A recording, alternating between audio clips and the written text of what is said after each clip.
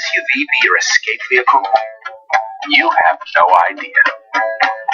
Introducing the all-new, totally redesigned Hyundai Tucson.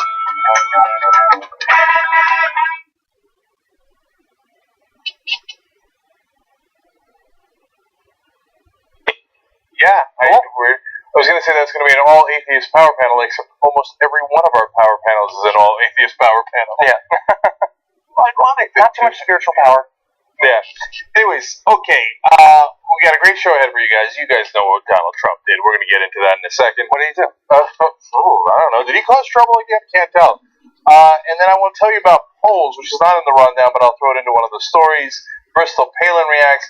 A lot of, in first and second hour, a lot of political talk, but there's a video about what Donald Trump supporters think and what they're mad about.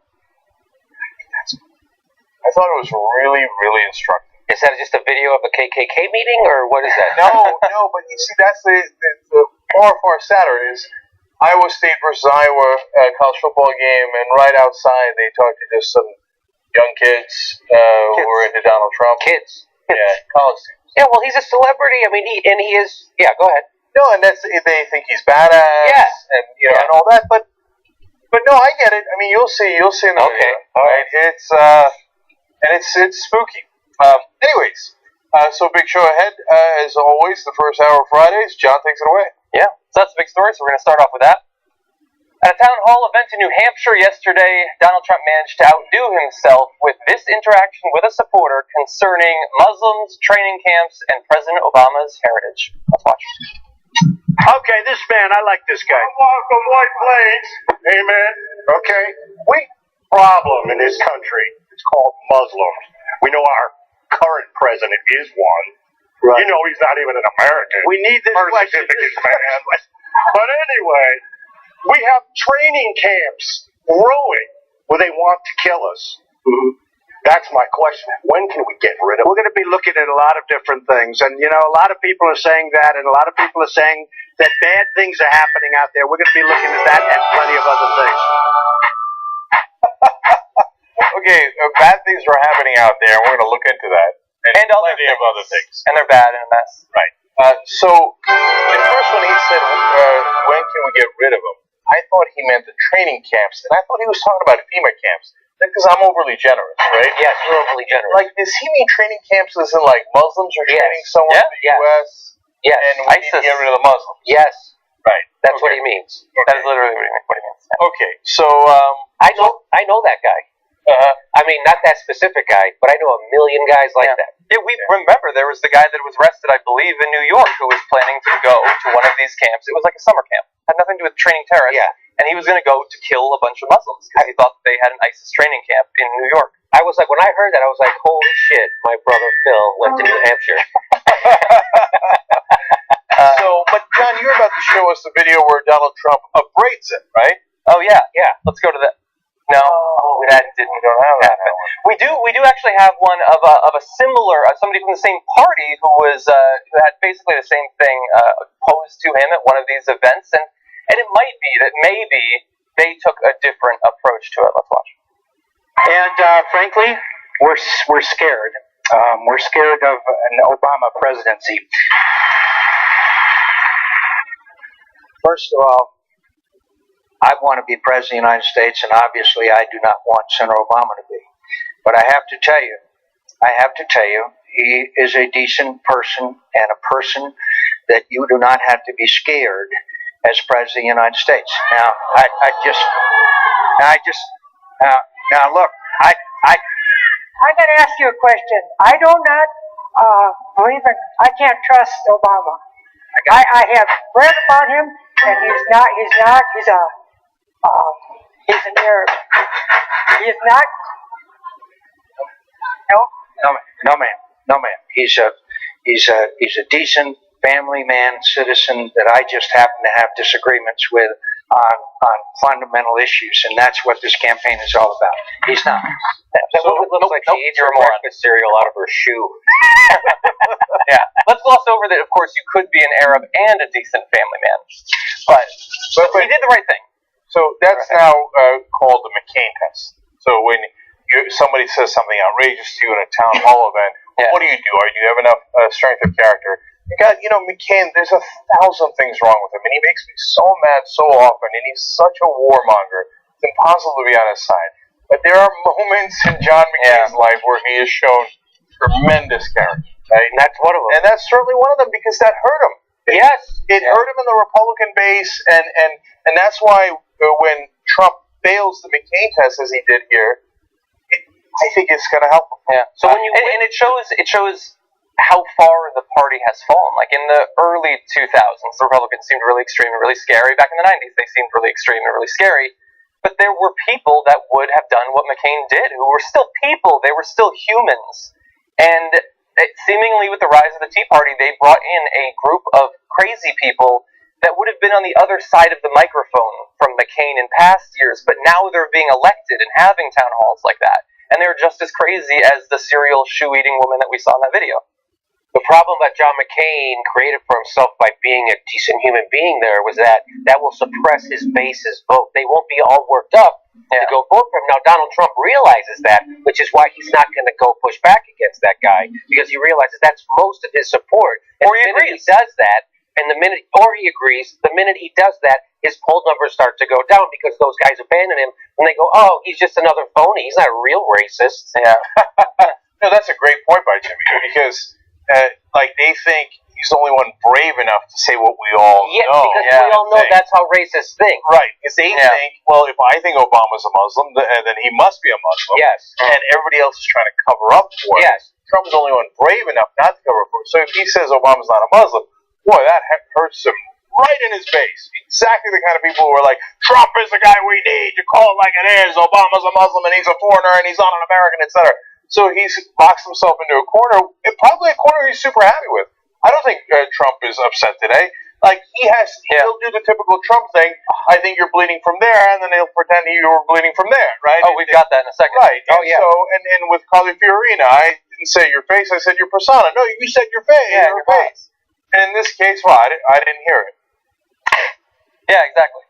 Yeah, so on CNN, Corey Lewandowski, who's Trump's campaign manager, goes on these shows to speak for Trump and give his message, said all he heard was a question about training camps, and we have to look into.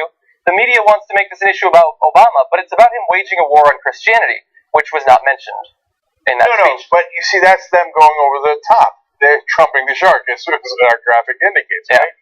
So, saying, not only are we not going to apologize for not correcting that guy, that the president's not a Muslim, and there's nothing dangerous about Muslims, let alone dangerous about the president, we're going to tell you that he was right, that this president is a threat to Christianity. It's almost worse than what the guy said. Yeah. This is, he is a demagogue like you haven't seen in quite some time. I said it at the debate. I like to listen to Donald Trump's rallies because every once in a while I want to watch a Hitler documentary, but I want to see it delivered by Gary Busey. The most amazing thing, first of all, I love the continued cowardice. That everybody says that he's brave, but he says this crazy stuff, and then as soon as he's called out on it, he immediately backs up. No, I didn't say anything. I didn't have any beliefs. I don't actually. Those people shouldn't support me. And he says that he didn't hear the first part, but you could listen to the video. The guy says we have a problem in this country. It's called Muslims. We know our current president is one, and at that point, you hear Trump say, "Right." Yeah, he says, right. Was he just saying right and he had no idea what was going on? Is he so senile that he's just babbling as a guy is firing words at him? And why did he do, if you notice on the video, he goes, this is the first question. Like, he realizes what the guy's saying is outrageous. That's right. He goes, why would you say that if you didn't hear what he said? Yeah. If all he said was about training camps, you'd be like, that's a good question. Yeah. And so he reacted to it several times, and he can't deny it. We see it. And he must think that we're the shittiest detectives in the world, and that we can't figure this out. Well, he's done that many times. Remember when he threw out Jorge Ramos? He just said the security people have said like this, and then he said, "I didn't tell the security people anything. We are on tape." Yeah. So now let me just quickly break down what the guy said and show you 5 different problems. Right? Yes. So in case he was quick for you, and he said, "We have a problem in this country. It's called Muslims." First of all, he literally sounds like Borat, right? We have a problem in the country. It is called the Jews, right? He has a song like that, right? Yeah. Okay, so now, it's replace Muslims with anything else. Anything. it's the most outrageous thing you've ever heard. We have a problem in this country. It's the Jews. It's called the Jews. We have a problem in this country. It's called the blacks, right? I mean, Or the women, or whatever, right? I mean, even gays. As much as gays are hated by the right wing, it still sounds like don't like. Hey, no, we meant gay marriage, and we have an issue with the specific kind of tradition of marriage. No, because you're not supposed to say like we have a problem in this country. It's the gays, right? And when can we get rid of them? Okay, so that's point one. We're going to get to that in a second. And then he says, we know our current president is one. Problem number two is obviously not a Muslim. He's not even American. Problem number three, again, but Trump didn't just correct him, as John said earlier. On that one, he agrees with him. He thinks the president is not an American. He was the original birther. That he said he sent somebody up to Hawaii to find out about the birth certificate. We haven't heard of it from that guy since. But, he's the guy who pressed the birth certificate. A lot of people have problems with that birth certificate. A lot of people don't think it's authentic. A lot of legal scholars looked at it and they're great, and they're not sure about it. A lot of the top legal scholars don't take that as a fact. Yeah, so then problem number four, the guy says we have training camps growing where they want to kill us. Okay, where? I mean, if you're talking about a training camp in the Middle East, because as we're bombing ISIS, they would like to bomb us back or kill us. Yes, of course that's true, right? If you're talking about a training camp in Schenectady, Which is what he is talking you're about. right. You're nuts. You're nuts. You're going to be like that Breivik guy in Norway that went up and shot all those kids in the camp. I was going to say they're not even Muslim. It wouldn't have made any difference if they were Muslim. Shouldn't shoot any kids in a camp, right? Yeah. But these guys think we got to go get it because that leads to problem number five. When can we get rid of them? I mean, how deeply fascist is that? So what really troubles us is not some idiot in Iowa. We know there's idiots in the country who think like this. That's what Jimmy was alluding to earlier. And we've now gotten to a point where we have a leading presidential contender that hears out a guy like that and doesn't go, whoa, what do you mean get rid of the Jews? What do you mean get rid of the Muslims? He goes, yeah, there's problems like that and we'll work on them. Yeah, that's the state of America. Wow. Yeah, so that's Donald Trump supporting a call for ethnic cleansing. That's what that is, right? So that's that's kind of genocidal. And so I've been saying this all along that the media won't call what he's doing racism, and if they do, they quickly correct themselves, which I've seen happen on MSNBC, and they won't call what he's doing fascism. They won't say, hey, this is classic fascism, and you see the appeal of it. There's a charismatic leader. He whips up people's hatred towards the other. The other is also always people with no money and no power in a society which have been marginalized. He appeals to nativism. All these things, misogyny is a big part of a hallmark also of fascism. So it's funny to watch the news media trip all over themselves to cover this guy and not piss him off, because he gets them ratings and at the same time not accurately describe what he's doing. Exactly. Chris Hayes will describe accurately on Twitter what he's doing, but then he'll cut to a live feed for 40 minutes and watch him do and spew his fascist, racist bullshit on his TV show. 100%. So let me just say two quick things over that. One, again, you replace Muslim with Jew, and you cannot make an argument that it's not fascist, right? There's a problem in the country. It's called the Jews. When do we get rid of them? That's not like an exaggeration. That's not a hyperbole. That's fascism 101. Okay, that is textbook fascism. Okay, so and he's talking about rounding people up. He's literally talking about rounding up 11, 12 million people. A lot of them sin more than that because he wants citizens gone too. Yeah, and the only question is, do they do that or the illegal immigrants first? Yeah, they have a long list of groups that need to be rounded up and then carted out, or just killed. And so, but Joe Scarborough will still giggle it up like a schoolgirl with him every fucking morning because he'll get ratings for it, and he doesn't. Then they all get considered. I don't know if you watch, but I do. I'm up late. I like to go to bed angry, so I watch Morning Joe, and that's what they're all doing. They're all giggling. Hey, Donald, thanks for coming on. And every time he says something ridiculous, like when he said that about Rand Paul, I didn't make fun of your appearance. There's a lot, and people fucking laughed in the audience. Now those are. Who are those people? All those people are in suits in the audience, and they're laughing at Donald Trump doing the most despicable thing. Yeah. Rand Paul just articulates why what he's doing is dragging the whole party down and debasing the whole process, and then he does it immediately, and then everyone laughs. I mean, it's... So that leads perfectly into point number, which is that Hitler would have gotten great. Still today, that's why they wrote him. There should be a Hitler channel, which the History Channel kind of is. Okay, no, Because if they had the kind of ratings in the cable news in Germany that we have now, Hitler was enormously popular. Enormous. He always said Right? outrageous things. That's right. And what he would have rated, and you know what he'd have done in the debates? He'd have killed them, literally. Right? Yes. And he'd have come out super strong to round them up. They're the ones causing the problems. God, he would have rated so well, and everybody would have. What would they have done? They would have genuflected And jumped on his lap on his helicopter, and Mark Halpern would have tweeted out a photo of him with Hitler on his jet. Hey. And the thing is, I mean, like that guy who stood up there and said this and doesn't realize that he is an incipient Nazi, basically. He doesn't realize that. He didn't just come from nowhere. Right. Like, the conditions had to be prepared to produce people like that. Exactly. And that can happen sort of accidentally. Your country can be invaded, your economy can be destroyed, and then you produce a generation of authoritarians who will bow down to anyone who will give them food and shelter.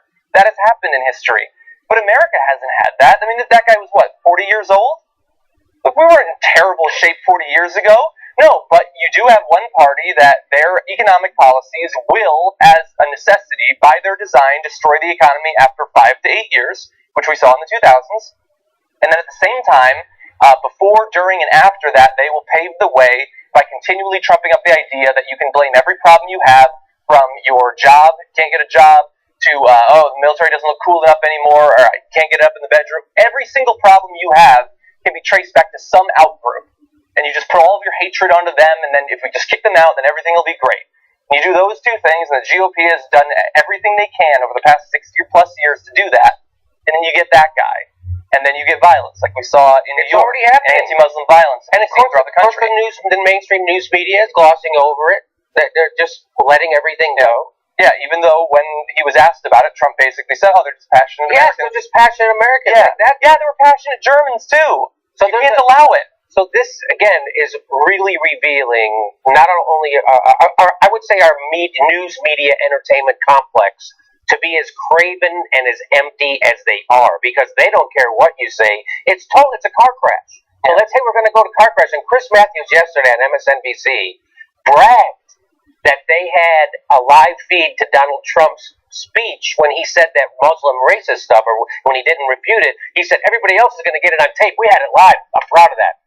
Like, you're proud to be doing the worst journalism. He tries to turn it upside down. Yeah. And it's like, he's proud to be doing the worst journalism. You should still be embarrassed that you let this country go into an illegal war when guys like me, comedians, knew you were being bullshitted. But no, he's proud that they're doing the most craven, anti-journalistic thing possible, which is give millions and millions of dollars of free time to a racist fascist. Yeah. So last thing on this, we've got more developments and people's reaction to it, etc. But look, I've been trying not to say it because we don't cover her on the show, but it relates too much to this story. So the woman whose name shall not be mentioned. We'll do, just in case you don't know, I'll do the rhyme for you, manpolter, right? And she said the comment the other day about how many fucking Jews are there in the country? Yes. Right? Which is so shocking. I mean, it shouldn't be, because they say it about Mexicans and Muslims all the time. Yeah. But it is shocking, right? Yes. And I was like, well, I couldn't believe she said that, right? So, in case you didn't see, just real quick, it was about the debates, and then she started out fine. She's like, what is Huckabee running for Prime Minister of Israel? Nothing wrong with that, because they keep talking about Israel, and we're in a debate about the U.S. Nothing wrong. Yeah, Then we would say that. by the third tweet, she gets to, how many fucking Jews do they think there are in this country, right? You're like, it put a chill down my spine, right? Like, the hair stands on the back of your neck. See, the reason I bring that up in this context is you're taking the lid off. Mm-hmm. Like that, so in a lot of ways, like, people sometimes complain in a weird kind of way, like, well, you wouldn't say it about the Jews, right? I say that in the context of, so don't say it about the Mexicans, don't say it about the Muslims, right? But I'm super glad you don't say it about the Jews, right? But now, when you lift that taboo off, man, you're opening up a box. We've opened that box before, and that is not a good box to open, right? And so, like, I got chills even thinking about it, talking about it. So she's just gonna go, like, she's fine. She'll probably, I don't know. Is she gonna be allowed back on TV? I would argue in this case, what she said is actually not as bad as what Trump said. Because at least she is implying that she doesn't think there are many Jewish people in this country, so they're not a big threat. Right. So she's not calling for violence, whereas he's trumping up the guy who thinks that we need to go to war with Muslims And get rid of them. Ann Coulter, at her most offensive, is not as bad as Donald Trump, I think. Yes. You know what? I have more respect for her than I don't. I still like that comment, though. Really fast before we transition to the reactions, I did like this just because it's funny and it shows Trump is not just an idiot. He actually exerts a gravitational pull of idiocy that surrounds him with other idiots. Nice. So, Lewandowski, who we talked about earlier, the campaign manager, was on, and Robert Costa said, when asked whether Trump agrees with the questioner and believes Obama is Muslim, Lewandowski said, "I don't speak for Mr. Trump." That's literally your job. You go on that show. If you don't speak for him, what the fuck are you on the show for? Yes. That is all you're there to do, is to speak for him. I don't know exactly what spokesman means, but I think speaking and being the man for a person is involved in it somewhere. Anyway. What a remedial bunch of morons he surrounds himself with. I can't believe his buildings don't fall down immediately. Yeah. This is unbelievable. He's got to outsource everything.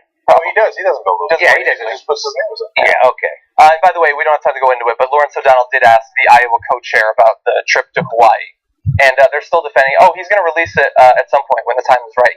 He's just waiting for the perfect strategic moment. Yes, he's got this. He's got it for 4 years, So Donald Trump hasn't had time to put it out. when he was with Martha Ratt or some, forget who it was, he was talking to a female news reporter, Meredith Vieira, and he said that he's got his guys down in Hawaii and they're looking for his birth certificate, and you cannot believe the things that they're finding. Yeah. And they said, what is it? He said, you cannot believe what they're finding, right? And what they found was that, reasonable rates in the off season, but what? And you know what they found? It was something that Trump couldn't believe, which is that he's a U.S. citizen. That's it. Amazing. Yeah. It's Oh my God, we found it. He's actually a citizen. I can't believe it. I can't believe it. So, okay, but why don't we? confronted him with it once before, and I have that videotape. And what he says, what about that? What did they find? And you know what Donald Trump said then? That's old news. Well, we don't have to go into that. That's old news. He literally said it like this, like heavens to Murgatroyd. He literally, his voice went, that's old news, Trump. Wolf. Okay, then let's not reference your business career before that year. It's old news. Don't want to hear about it. So, last thing on that, and I couldn't believe this, is Iowa co-chair is a person who came in second in Apprentice. He's using the reality. Wow, I didn't know that. On his campaign. Wow. That's what he's running. Apprentice. He's running his campaign like it's Apprentice, like it's a reality show. They refer And it sounds like a cult. Like it does kind of. Lawrence O'Donnell asked her, "Hey, what happened in Hawaii? I thought we had this unbelievable thing. We cannot question Mr. Trump. Mr. Trump is a very smart man. We are loyal to Mr. Trump. And things he does that are not necessarily, explainable, but we must follow Mr. Trump." His spokesperson did refer to the campaign as a show. That was the one honest moment that the spokesperson had. Maybe we're being punked. Of course, the whole country's being punked. He Anyway. doesn't really want to be president. I don't think hope he just pulls a tail and just quits halfway through. Why don't we get to the reactions? He's like Rosie Ruiz, right? He wants to. If you remember what she did, she ran in the New York Marathon or the Boston Marathon, but she cut across 15 miles of it, and then she just wanted. Then she get to the end and she's all sweaty, and then people are like, wait, there's no video of you going through the race. So that's what he is. He's he doesn't really. He just wants to show up and get the hey everybody. He doesn't really want to go through. I hope so. And go through the race. He doesn't really want to do the work. He doesn't really want to do fucking anything. Yeah, I hope that is. Yeah. Okay, to the responses.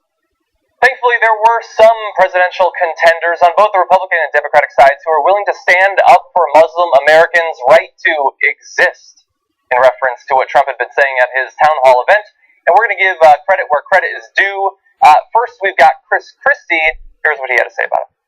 He's got to decide what he wants to do for himself, but I would just tell you that if somebody at one of my town hall meetings said something like that, I would correct them. I'd say, no, the president's a Christian, and he was born in this country. I mean, I think those two things are self-evident. Donald Trump's got to decide, as we've seen. I've said this all along. He's got to decide how serious a candidate he wants to be, and how he handles different problems like this are going to determine that in the eyes of the American people. I'm not going to lecture him about what to do. I'll just tell you what I would do. And I wouldn't have permitted that if someone brought that up at a town hall meeting of mine. I said, no, listen, before we answer, let's clear some things up for the rest of the audience. And I think you have an obligation as a leader to do that. Yeah, if it would happen at his town hall, he would correct the person and then give him an egg wash and then deep fry. He's right this time. Let's give him a pass. Come on. I know he's eating this up and all the attention and stuff, but I'm one to talk. Well, he's got a fire in the belly for this issue, am I right? Jesus Christ. He's right in this issue. Now, look, he didn't. I'm not going to give him McCain level credit because he wasn't actually faced with it. We have to actually see him in the moment respond in the right way. But even being willing to say it, and as we said, could actually hurt him a little bit since his base is a bunch of foaming mouth xenophobes. It is a good thing. He already hugged a black guy. It's over for him. People are gone for him. So I think that's why he does feel okay to push back on Trump on this, because he knows he's lost the racists. Well, that's good, I think. And if he could actually succeed on that, I think that would be good for both him and for the Republican Party. Now, we do also have Hillary Clinton. She also spoke out on yesterday's event. He knew, or he should have known, that what that man was asking was not only way out of bounds, it was untrue. And he should have, from the beginning, repudiated that kind of rhetoric, that level of hatefulness in a questioner in an audience that he was appearing before. So I would call on him and call on all of the candidates to stop this descent into the kind of hateful, mean-spirited, divisive rhetoric that we have seen too much of in the last months. Well, I don't think that person would come to my event, but if that person had been in my event, I would have called him out on it. And I would have said from the very beginning, that has no place in a political discussion like the one we're trying to have here. And not only is it out of place and wrong, it is totally factually untrue. And to quit impugning the integrity of the president. So I think it's prejudiced. I think it's discriminatory. I think it comes out of the same unfortunate reservoir of hateful rhetoric. There you go. Yep. So I've got a prediction. First of all, I should say there was a nice, strong response by Hillary Clinton. Yeah. God bless. Now, Fox News will turn around, start the countdown, 2 days max is my guess. Certainly by Monday, and if there's a Black Lives Matter protester or even a questioner at any kind of Democratic event, and the candidates don't shout them down, Fox News will say, well, they said Trump didn't say anything about the Muslim guy complaining about the Muslims. Why didn't Hillary Clinton or Bernie Sanders say something about the hateful Black Lives Matter guys? Well, let's call it even. Right? But in reality, of course, Black Lives Matter says, please stop killing us. Yeah, they say don't kill us, not who can we go kill and when can we kill them. Yes, and when someone makes that point that you just made, which is a great point, Chuck Todd and George Snuffleupagus will go fair point. They will say fair point. Yeah. Yes, I did see that video of pigs in the blanket. Yeah. By the way, Larry Wilmore also got that story wrong on what I call Nightly. He was like, yeah, that was a little fucked up that they said that. He didn't get it. That's kind of weird to see people with big resources not get stories right. That's weird. I mean, if you have all the money in the world, all the access in the world, you have helpers, you have producers, you have assistants, and you still get big stories wrong. I mean, I'm flying by the seat of my pants half the time. And hi. And thank you. I thought you were going to say that by Monday they were going to start to say on the 5, many are starting to raise concerns about what religion Obama actually is again. They could very well bring that back. Some say. But I'm glad that Clinton, I mean, it's been said, it needs to be said. We know he's not a Muslim. He is an atheist, obviously. Come on, be real. Well, it's also funny, too, because you fall into the trap, or they fall into the trap, of you kind of validate what they're saying, in a sense, when you go, he's not a Muslim, meaning being Muslim's bad. Yeah. That's I'm against it because I believe that you need to speak the truth. Yes. You need to be accurate, and accuracy matters. Reality actually matters. Not to say that it would be a bad thing to be that thing. Right. But he's not that thing. You think any of them will go further than McCain? Mr. Chris Christie, will any Republican in this race ever say, there's nothing wrong with being Muslim?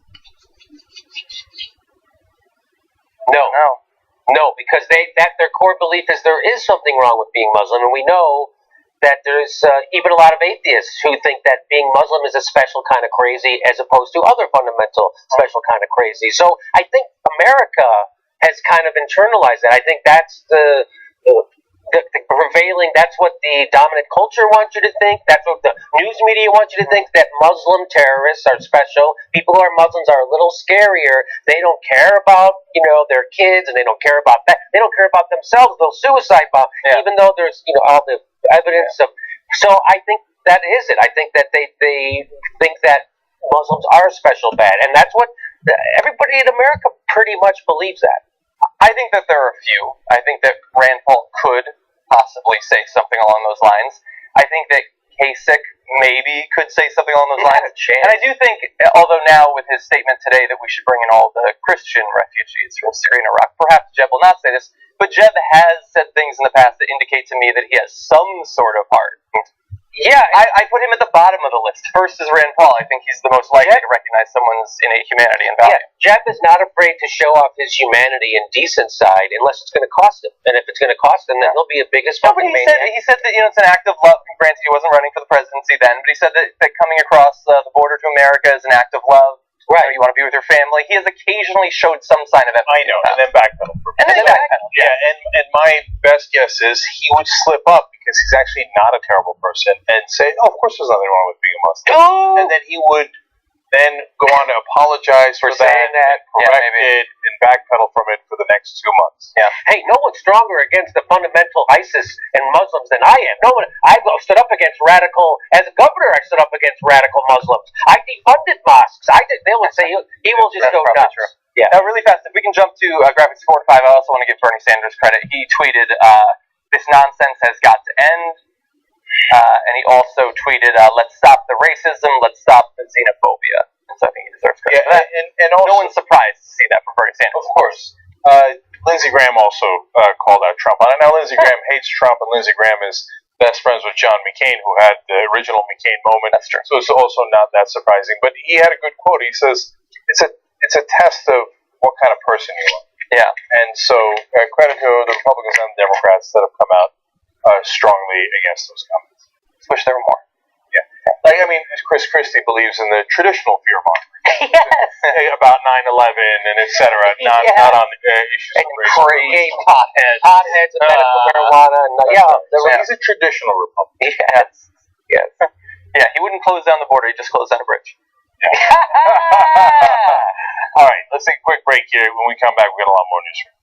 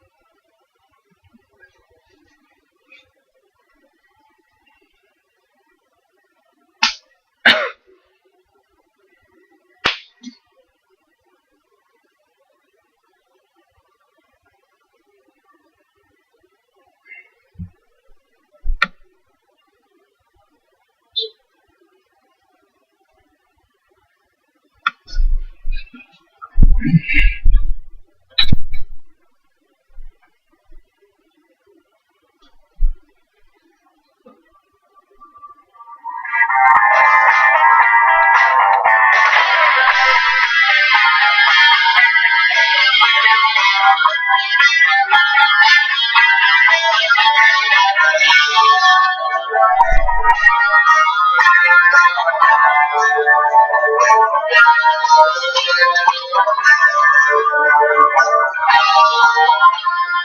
on the Young Turks, Jank, Jimmy, and John with you. We're on Fire Talk tonight, firetalk.com/the Young Turks. So I'm taking comments from Fire Talk. They're great on live streaming, so check them out. Our picture and our audio there is crystal clear. Love it. The audience seems to love it. So here's some comments from Fire Talk. Hunter Hollander says, conspiracy idea, Trump planted the guy as the Muslim question because he knew that he lost headlines from Carlin. Now, I don't believe that conspiracy is true. I don't think he's clever enough to think that far ahead, okay? But if he had, I think it would have worked out well for him. One, here we are. Donald Trump's regained all the headlines. Carly Fiorina did really well. Everybody's talking about Carly Fiorina. And back to Trump. Okay, so that's point number one. Point number two, when the Chris Christies and the Lindsey Grahams come out and say, no, Muslims are okay, you're going to lose points. Donald Trump, by being a dick in this case, I bet he regains a little bit of momentum in the Republican voters. There's no way the Republican voters see that and are turned off by it. There's no way. There's got to be some reasonable people. Whoever's turned off by it is already a Kasich or Rand Paul or Jeb Bush supporter. There's no way that the it would be the other way. If he would have told that guy to shut up and he was wrong, he would have gone down because those people get what we said earlier. Rob Deep asked, do these people even know a Muslim? Rob, that's easy. No, they don't know. They don't know what it is.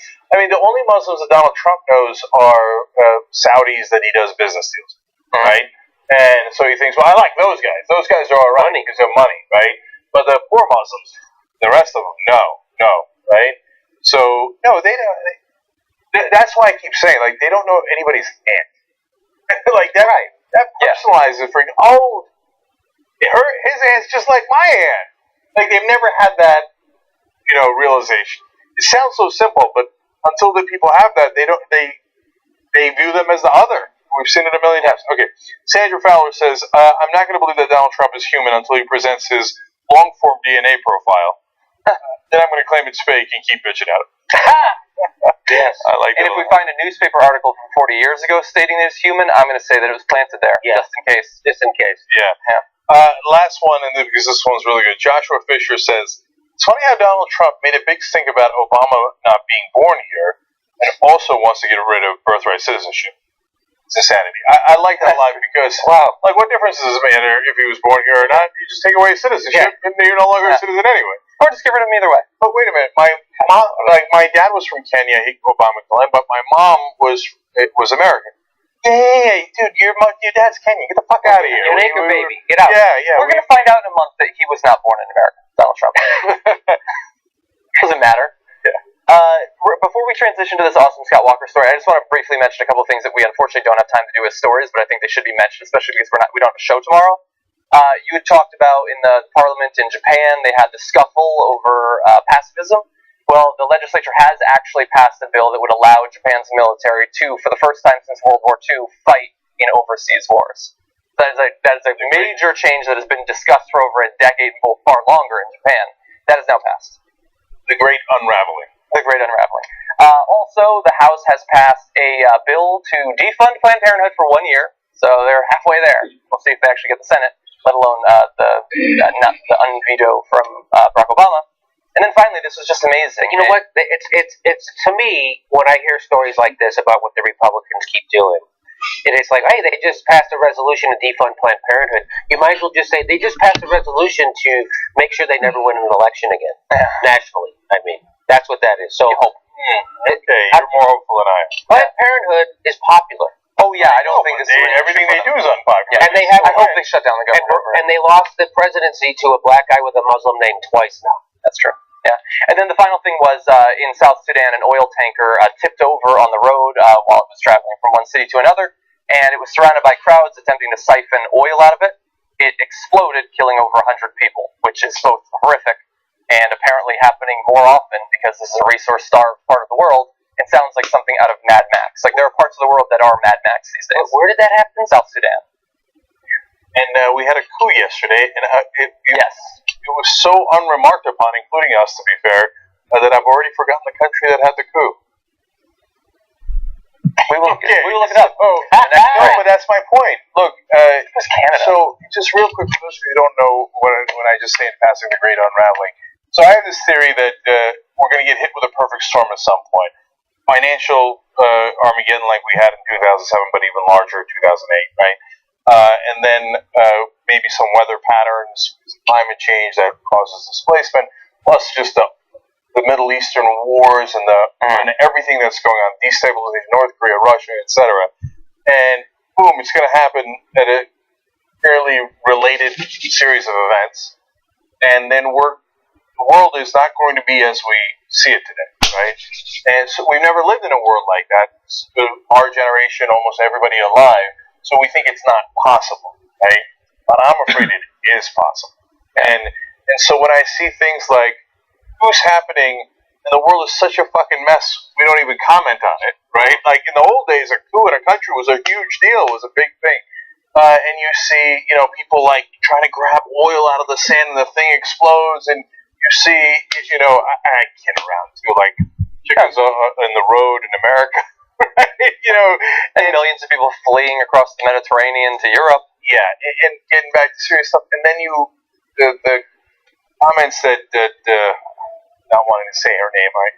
But it seems so goofy to make up a name for her. But the conservative area said about Jews and the Muslim thing of the Trump rally. We're getting to a point where there are no limits anymore, right? And so as we start heading in a dangerous direction, so that's why this election, every election they say is the most important election of your life, and I always say that's bullshit. Romney and Obama, yeah, there were very important differences, but they're both standard establishment politicians. Okay, if you have a guy like a Ted Cruz, an enormously dangerous demagogue, right, or a Trump on the right wing side, and they somehow win, that could be a world-changing event, and there's no way it's for the better. Okay, and so watch out. People can laugh, but I'm preparing for the copper wars of 2030. I don't know about you. People are sinking into strip copper pipes and firing and all that. Yeah, and I don't have a bunker, and I'm not going to fight the government in the woods. Okay, just to be clear about it. Oh, I'll quit instantly. I'll give up. Just give me food. Anyway, okay, let's talk about Scott Walker. This is probably going to be one of Jenk's favorite stories of the week. Scott Walker is currently in the process of going down, and as a result, he needs to go before his supporters and explain what is going on and what his strategy is to get back on top. Now, when I say that, you might think mistakenly that I'm talking about voters, but no, he went in front of a bunch of multi-million-dollar donors, as politicians do these days. On Thursday morning, less than 12 hours after Walker left the debate stage, the presidential candidate and his team attended a fundraiser with several dozen bundlers at the Los Angeles home of Republican pollster Frank Luntz. Bundlers, of course, are the people who take it upon themselves to organize and find other major donors, and so they are basically super donors. They're like Skynet. And so they met at Frank Luntz, his house, a guy who, of course, does not like Donald Trump. Now, lest you believe that Luntz is cooperating with Walker or has an ideological bone to pick, Luntz says, my house is open to anyone who wants to use it. So if you live in LA and you're between apartments, you can stay with Frank Luntz. We just gave you support there. And so we have a report from the meeting, what actually went on. The bundlers were assured that they still had a great product in Walker. Oh, I love that.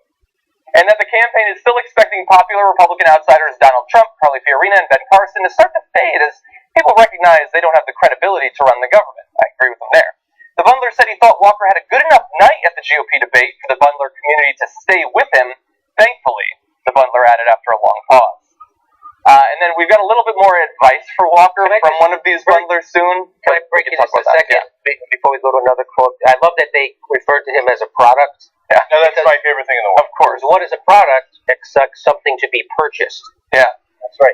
No, these guys, but that is what they are. And the product gets bundled, right? Mm-hmm. And it gets presented to the consumer. In this case, the consumer are the millionaires that are funding the campaign. So the bundlers go to the millionaires and they go, okay, now we've got a great product for you guys. You'll do whatever you want, right? He'll lower your taxes. He'll crush the union so you guys don't have to pay as much for your employees. And he'll get rid of all regulations so you can pollute, you can take risks with your financial speculation. If you want to start a war, we've got a great product for you. It's called Scott Walker. If you want change, we've got climate change. Yes. And so I love that there's a bundler community. Hey, bundler lives matter. But making bundlers great again. Yeah, their lives and their votes matter a hell of a lot more than the rest of ours. Yeah, they do. Yeah, so here's the thoughts of one of the people at this event on what Walker needs to do to turn it around, and understand these are people who have been financially supporting him, which seems like questionable decisions on their part. But the bundler said he thought Walker. I've already read that. I've been in the TV business for a long time. You might have 4 or 5 potential anchors, and you give them the same script to read, and for some reason people think, oh, that guy's terrific. And Walker says the right things. He's proven what he can do. But I come to work, I hear my wife, and they're not excited about what he did last night. He said all the right things. Just like the anchor person, maybe he just needs some coaching from the right people, not the wrong people. So that's billionaire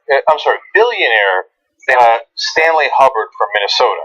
Okay, and great couple of tidbits in there as well. Yeah. Number one, he's an anchor. You have to give him a script. Yeah. Right? That's what anchors do.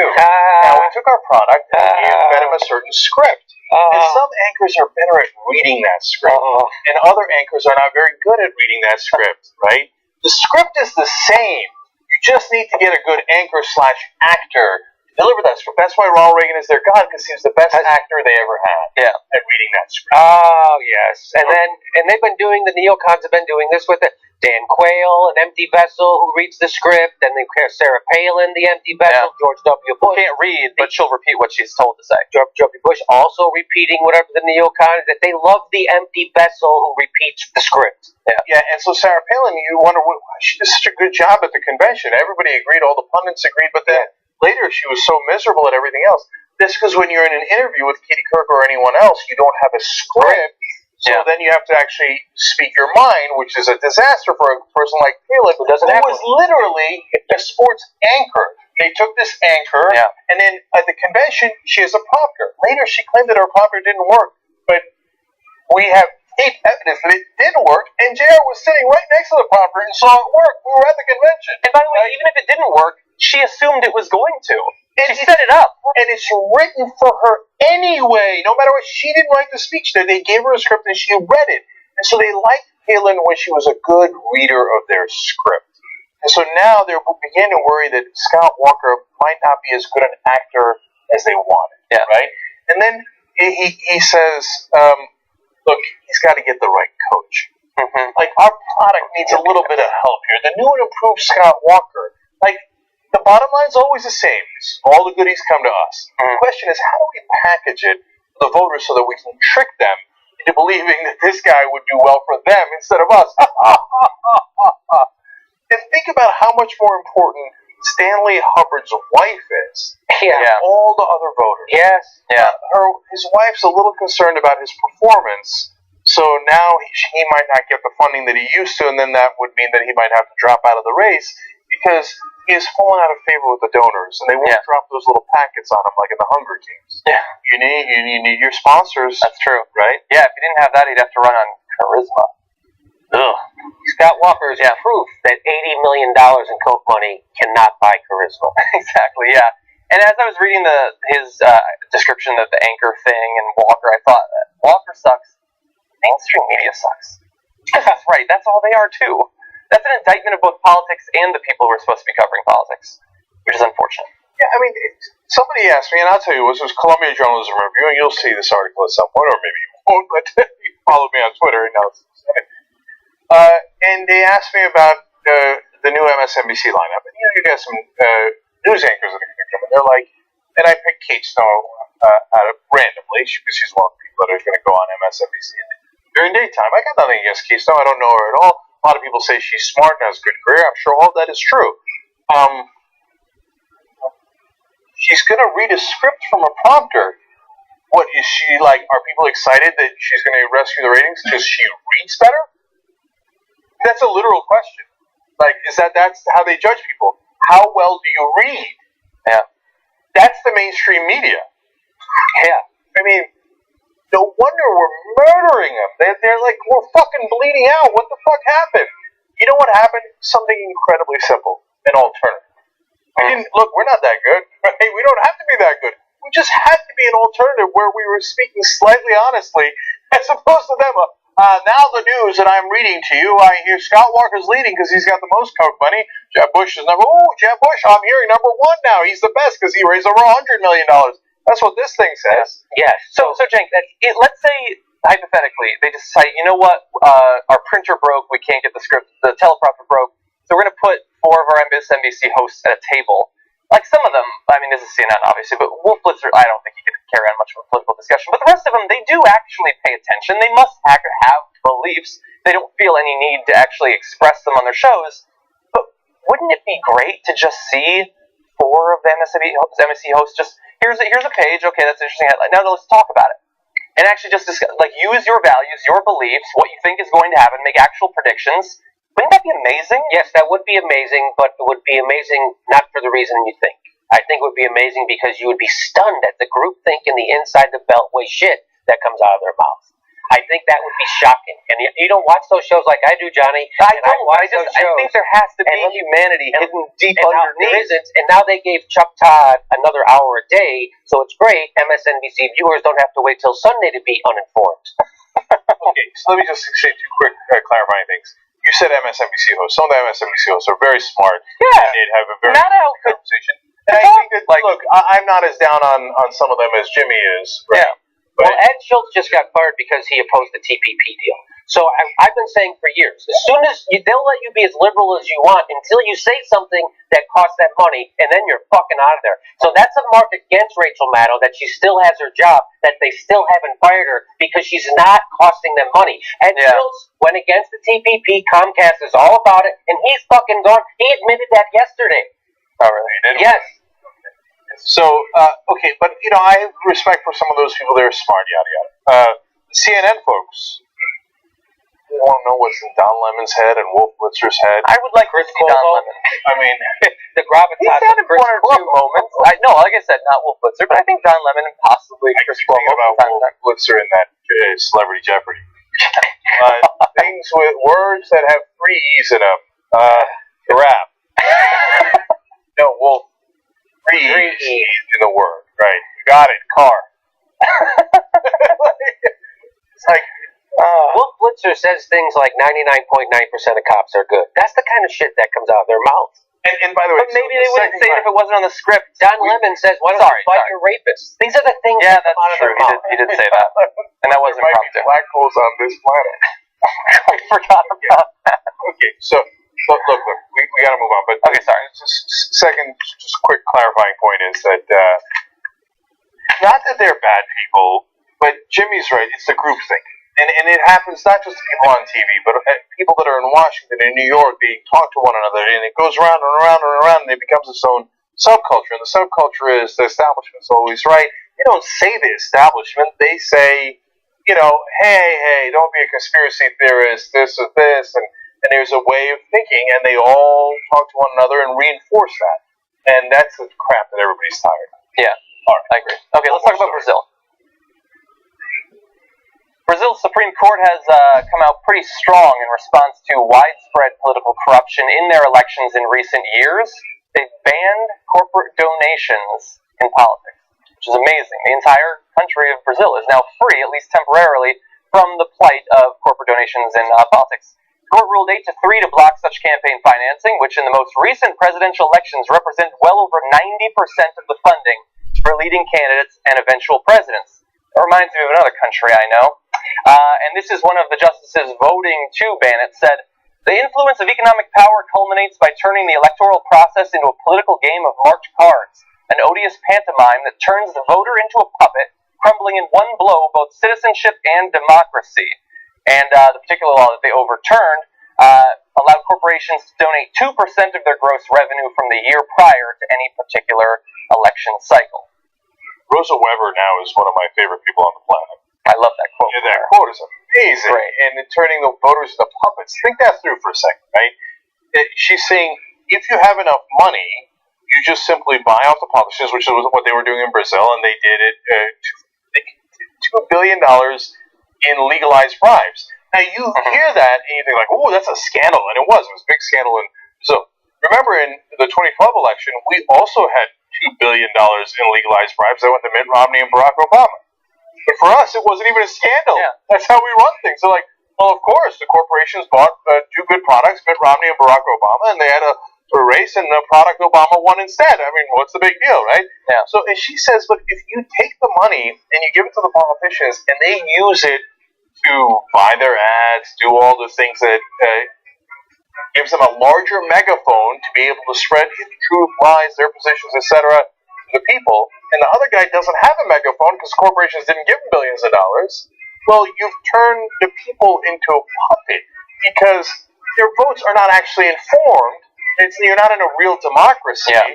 One side has an overwhelming advantage you can't recover from, so the whole thing has become a sham. Yeah. Well, she was right about Brazil. She's also right, maybe even more so, about the United States of America, where these political donations are now considered fait accompli, and we're supposed to accept our fate and bow our heads and say the donors get to pick our politicians, and that's it.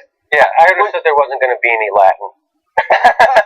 Or French. Can I make one quick observation that I was watching? So in Bloomberg, the day after Joe Biden went on with Stephen Colbert and had that moment, the next day he had a meeting at his hotel with a big bundler that bundled for Barack Obama and golfs with him and everything. Joe Biden doesn't even know the guy. John Heilman reported that they had a meeting, and as he's telling the story on the news, John Heilman says, now can you imagine, they both know the significance of this, what's happening. He calls a bundler, he doesn't even know, and they have a meeting. Just imagine, they knew what this meant. What this meant was that a bundler that the vice president doesn't even know has the power to decide if the vice president is worthy of running for fucking president. Yeah. And as John Heilman is telling the story, it doesn't even dawn on him that that's the problem, that our democracy has been hijacked, that nameless money bundlers are now the ones picking our candidates and not the citizens. And that's the story here, but the story to those guys is that, look, Joe's really serious now because he met with a bundler. Yeah, like the vice president would have no chance of getting elected if a billionaire wasn't behind him. An anonymous billionaire. How sick is our system? Yeah, like the camera can be on the puppet, but it can't pan up to the hands controlling it. Yes. Like it's impossible. Come on, a tripod doesn't go that high. And look, in Iran, the mullahs pick the politicians the Iranian people get to vote on. And we call it a sham election. That's ridiculous. The Grand Ayatollah picked their two choices, right? Yeah. But it wasn't just the Grand Ayatollah, it was a collection of mullahs in Iran that did this. Yeah. In China, it's the Politburo. The Communist Party gets together and gives you choices. That's funny. In our country, actually a smaller percentage of people, Larry Lessig has proven this, okay? The number of people who donate to these politicians at a level that makes a difference, okay, is a smaller percentage of our country than the mullahs in Iran and the Communist Party in China. Our elite are a smaller group of people who are billionaires who tell you these are your choices. I pick candidate A for you and candidate B. And they're having a private conversation now on whether they'll let the vice president run for president. Now, you've proved once again that we are number one. That's right. Yeah, and the worst thing about it is both that they choose the three people you get to choose from, but even more insidious, perhaps, is that it's not a representative sample of the sorts of candidates that you could theoretically have. Only very specific platforms are allowed to get to that point, and that's why it's so shocking when somebody like Bernie Sanders is actually capable of running and getting the attention that he has. Now, do you think they're going to let someone run who would be against their interests? Who would raise taxes on the rich? Maybe they like competition. So that's why when Barack Obama ran against Mitt Romney, it was tails they win, heads they win. It doesn't matter. They were winners either way. So Barack Obama had to change placards, and he won. So what? Hey, right? But what did he do? He made 94% of George Bush's tax cuts permanent. Yeah. Now, even George Bush couldn't make them permanent. So what did the donors know that we didn't know? Right? They knew Barack Obama wasn't a real threat to them. Yeah. That's why they gave him billions of dollars to run and to rerun for election again. So they're the puppet masters, and we're pretending we have a democracy. Why don't we rise up a little bit and see if we can rattle their cage? Wolf-pack.com. Once we start running, and we've already got 4 states picking up steam, when we start to come after these guys, you start to see the sweat dripping down their forehead, and you will. I guarantee you, mark my words, there'll be a moment on TV where you'll see somebody talking about Wolfpack and this whole thing about getting a constitutional amendment. and not let the rich decide our elections where money can't control? No. And you will see literally a sweat running down their brow. And I'll point it out to you, and I'm telling you, a year at a time, however long ahead of time, it's going to happen. When you see that, you're going to, right? When you put the fear of God in them, we're going to upturn their system. We're not the right wingers. We're not crazy. We do it right. We do a political revolution. Yeah. Okay. And we get democracy back, right? But that scares the hell out of them because that might cost them hundreds of millions of dollars. They're stealing from us right now, right? When we say, hey, we're going to put an end to your stealing, your robbery, the puppet masters, that's going to put the fear of God in them. Let's go overturn their apple cart. Wolf-pack.com. Come be a warrior for us. Then you'll see what power is about. How's that? Great. Okay. All right. Last thing. Feel the bird. As we go to the second hour here, just before the show, I got a new poll. In New Hampshire, we have a new leader, Carly Fiorina. Oh, you're kidding! Holy shit! She's ahead of Trump. She's ahead of Trump. 22% for Fiorina, 18% for Trump. I tell you, as soon as Trump goes down, they're gonna smell blood in the water. They're gonna start writing the stories. Yep. Carson's at 10%, so he's actually dropped a little bit. And look at who's rising. And Basics at 9%. Yes. New Hampshire is largely a reasonable state. It's not Alabama. And I respect Ben Carson more than Donald Trump, and I don't respect Ben Carson at all. I think that this thing could come down to, now that and I said from the beginning, I don't know. We're getting a clearer picture, okay? So, Final Four, Fiorina, Kasich, Cruz, Trump. Okay? So, that's what it looks like right now. Look, I know it's ever changing, and we'll see. But I think Paul's in a world of trouble. How come he's not going to make it? He's down at 2%. Walker's nearly washed out. Pierce hasn't gotten any momentum. Rubio's a boy. Jeb Bush is an establishment prick that no one likes. The Republicans don't like him. Carson's not serious. Fiorina is real. Kasich is real. Kasich's going to take Bush's voters. Yes. And all of a sudden, Kasich might win. Okay. And he's a tough reporter. He took the Medicare money. Yeah. So he's not a complete asshole maniac. Although he's an ex-banker and he made millions of dollars while Lehman Brothers were screwing over his own state and stuff. He does want to defund Planned Parenthood. And he does want to put that, but he can he puts this likable every guy face on stuff. Yeah. Even though one of my favorite quotes of his is, I don't read the newspapers. You give it a shot. Yeah. You might learn something. All right. But that's the state of play right now. And yes, even though he doesn't read the newspapers and all the things you guys stated, he is the most moderate, and it is interesting that all of a sudden a moderate is also rising. Yeah. But he's I said after the first debate that I thought there was potential. He's a swing stater, right? So people, I think he keeps pushing that. I'm a voter in Ohio, I guarantee you they won't beat me in Ohio, he said during the debate, which means, hey, Republicans ain't going to win without Ohio. Yeah. Yeah, so, he's got an excellent chance of being beat too because of that same reason. And again, don't get too excited about the moderates. This is New Hampshire, a much more moderate state. Yeah. Go down to South Carolina, you're going to get different poll numbers. That's right. There's no one. Now that you mention it, there's no one else that's going to beat him. It is Kasich. Bush is done. He's a done man. He couldn't even fill a closet yesterday in Arizona or Nevada, wherever he was. And don't think I'm intoxicated by Fiorina because she had one good debate, right? And because she's rising in the polls. Good debates. No, because she projects strength. She'll be his vice president, and then that'll be their thing. She'll be the Sarah Palin, but she's not an idiot. Yeah, she projects insane manic strength. Yes. If you watch her face when she's talking, I think she can win. If you watch her face, somebody sent me a video and go, watch this without the sound. It is wild to watch her talk. Yeah. With all the little tics she has. She has a lot of tricks, yeah. She really looks like there's a crazy demon trying to get out. Yeah, of her. it's like this confident violence, like Kathy Bates in Misery. Yes. Yeah, because she's the one who in 2010 when she was running for Senate did the demon sheep. Oh, that's true. That's yeah. right. We gotta play that. Right. That's right. Okay. All right, guys, we're way out of time. John's great job, John. Everybody check out Think Tank. Common Room tonight over at the YouTube. That was not public knowledge. Oh, I'm sorry. Anyway, think tank. You two got size think tank. It's okay. And Jacqueline, Glenn, and Anna's coming next. Come right back.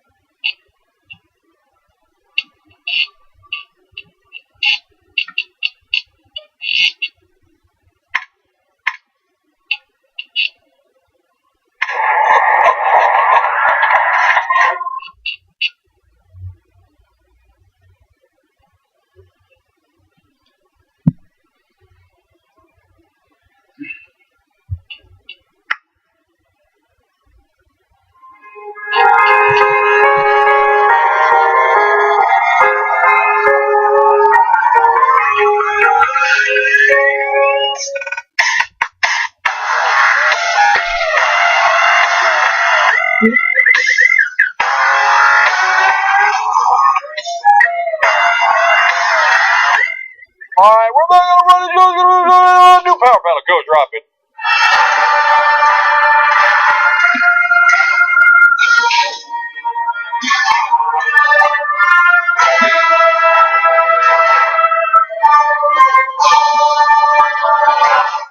Jimmy Dore, Jake, you had a conspiracy. Jacqueline Glenn, what is this? What do you? I said when you sat down, welcome back. I don't know that you and I have been on a power panel before. No, I've never done it. First time. All right, Jacqueline Glenn has a YouTube channel. It's only 357,000 subscribers. Not a big. So that's fantastic. Thank you. And I like that in your bio it says you're the it girl for atheists, which I don't know if that's a compliment or an insult. Oh, really? That was someone wrote that bio for me, by the way. I didn't write that about myself. I'm the it girl. I mean, I do talk about that a lot, and that's something that's pretty controversial for a lot of people, so. Mm-hmm. Yeah, there's a significant amount of controversy around atheism. That is definitely true. I'll pray for you. Thank you. I'll think for you. And I was teasing that you were going to be on in the first hour, saying like, oh, Jacqueline Glenn's going to be on, so we're going to have an all-atheist power panel. Then I realized almost every one of our power panels are all atheists. Yeah. True. I feel so welcome. Yeah. We have a non-atheist in the house. Except when Ben is here, he's a secret Jew.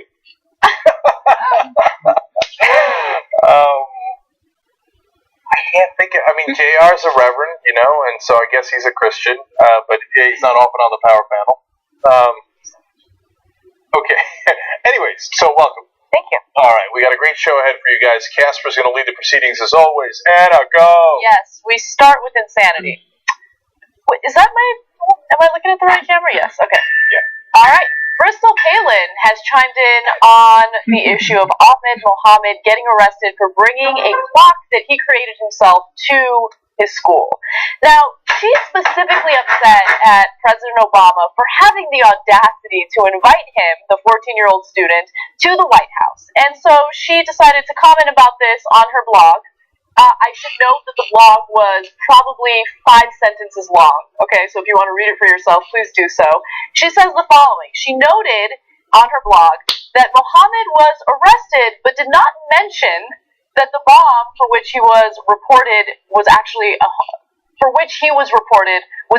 homemade clock. Instead, she said the kind of stuff Obama needs to stay out of. So she focused mostly on Obama. She didn't give the details about the story or the fact that what he brought to school wasn't actually a bomb. Also, she says, this encourages more racial strife that is already going on with the Black Lives Matter crowd and encourages victimhood. It's perfect. It's perfect. Because, she's right, it is like Black Lives Matter. Black Lives Matter says, hey, can you please stop abusing us, right? Stop beating us up when we're at traffic stops, stop arresting us for jaywalking and hitting us across the head with a baton. It's just happened yesterday. We reported on the show. All the different things that happened. Shooting unarmed black guys. Please stop doing that, right? Victimhood. Yeah, but they were literally victims, and they would like to not be victims anymore. They'd like to speak up for themselves and say, please don't shoot me, right? Yeah. And in Ahmed Mohammed's case, you victimize him, and I say you because she's part of the right-wingers who fear-mongered on this, the Muslims are coming, the kid comes in with a science project, one of the officers said, before, they bring the kid into the principal's office, he goes, yep, I thought that was happening. Yeah, exactly. Okay. Yes. So I was also trying to figure out exactly what she meant by that statement, because it's a little vague, right? Like, is she angry at the police officers here? Is she angry? She's obviously angry at Obama, right? But what's her point? What's the main point that she's trying to make? And this is exactly what she's saying. She believes that with Obama inviting him to the White House, it further antagonizes police officials and leads to hatred toward the cops. That's her big argument. She also says that Obama is playing childish games that have divided the country even more today than when he was elected. But what she means is, I'm really annoyed that he doesn't let us divide the country like we're used to, into the others and us, the privileged, right? So when he says Ahmed Mohammed was doing a science project, which is what he was, right? Like, that annoys me. I used to like being able to say the goddamn Muslims. That kid, he should be, you gotta watch out for him, right? And then with the Black Lives Matter, we used to be able to do whatever the hell we wanted to those guys. Now they're up in our business and complaining about being abused. And Obama keeps bringing it up and defending Americans. It's really annoying. We used to run this place. There's two quick things. You probably didn't know about this, but in Texas, the Republican debate aired a little bit later because they were afraid the CNN countdown clock was a bomb. Also, Funny how that didn't go. Bristol Palin is proving, coming out against this Ahmed because he made a clock, is proving that a broken soul is wrong twice a day. Yeah. I just find it funny that she is saying that the President of the United States is being immature. This woman, who was getting paid for abstinence-only education, has the audacity to call Obama childish. You're childish. Didn't she have 2 kids out of wedlock? She did. Yes. I don't want to shame her for that, but I just want to point out the inconsistency of her moronism. Yeah. No, but Jimmy, to be fair, it was only 2 kids. It's just 2 kids. Only. While she was giving speeches and getting paid for saying don't have sex animals. She's such a good Christian, Bristol Palin, that I hear she screams out, "Oh, Jesus," during sex when she's... I don't know why I said that. I do think that's pretty hypocritical for her to be preaching abstinence when she gets pregnant twice. And a lot of the reasoning she gave for that was that she wanted younger people to be able to learn from her mistakes. So here we have a young child in school who is being, discriminated against for, doing something that's cool. Like, he made a clock. That's scientific progress. Like, that's awesome that kids are thinking scientifically. And that's what Obama said in his tweet. And she has the nerve to call him childish for She's trying to instruct kids by giving them a bad example, which is why I just nominated Charlie Sheen for Father of the Year. I should pay him $100,000 per speech to, teach people to learn from his mistakes. Yeah. Yeah, it's amazing. Who do you think you'd rather have as a student? Ahmed Mohammed, who takes the initiative, puts together science projects, etc., or Bristol Palin? Who do you think is a better role? Well, just ask conservatives in the country, and I guarantee you they'll say Bristol Palin. It's amazing. What conservatives like to say is what's wrong with places like Detroit is all the unwed mothers and the absent fathers. And so what they're really saying is what fucked up Detroit is there's too many Bristol Palins in the city. Yeah.